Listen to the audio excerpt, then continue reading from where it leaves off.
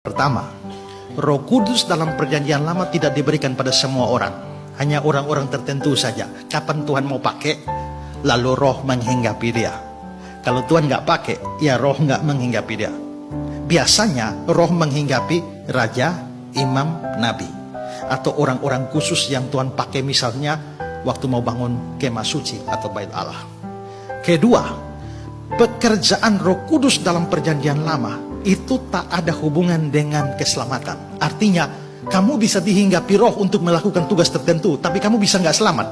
Dan yang ketiga, kalau kamu tidak taat, Roh bisa ditarik. Seperti Saul, dia tidak taat, lalu Roh Allah meninggalkan dia. Itu beda dengan pekerjaan Roh Kudus dalam perjanjian baru.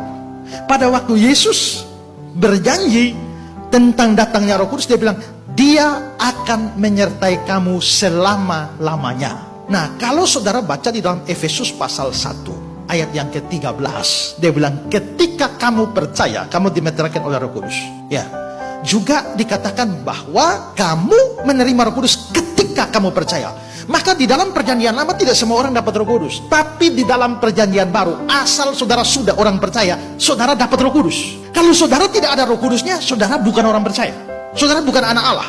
Saudara pasti punya Roh Kudus, entah bisa bahasa roh atau tidak. Yang penting saudara sudah orang percaya, ada Roh Kudus dalam diri saudara. Itu pertama.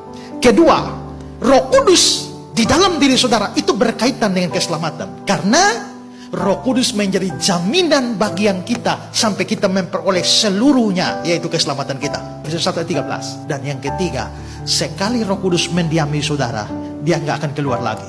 Karena dia akan menyertai kamu selama-lamanya. Kalau Roh Kudus bisa keluar, janji Yesus salah. Jadi, kalau saudara sudah percaya dapat Roh Kudus, ya. Apakah Roh Kudus bisa meninggalkan saudara? Tidak bisa. Bagaimana kalau saudara berdosa? Apakah Roh Kudus meninggalkan? Tidak. Roh Kudus berduka di dalam saudara. Makanya dia bilang, jangan menduka citakan Roh. Nah sekarang, kalau begitu akibatnya apa kalau saya berbuat dosa? Kalau saudara berbuat dosa terus, memang Roh Kudus tidak meninggalkan saudara, tapi dia menahan seluruh pekerjaan baiknya di dalam saudara. Roh itu adalah roh penghibur. Jadi kalau saudara sedih, dia hibur. Tapi kalau sekarang roh penghiburnya yang lagi susah, lagi sedih, lalu bagaimana dia menghibur saudara? Saudara akan kehilangan damai sejahtera di dalam hati. Gak bisa. Semua pekerjaan baik dari roh ditahan sampai saudara bertobat. Dalam perjanjian lama, orang tidak taat, roh bisa dicabut. Makanya waktu Daud berdosa tuh, Mazmur 51, dia berdoa, jangan ambil rohmu daripadaku. Nah, kenapa Saul ditarik tapi Daud tidak? Karena Saul tidak bertobat.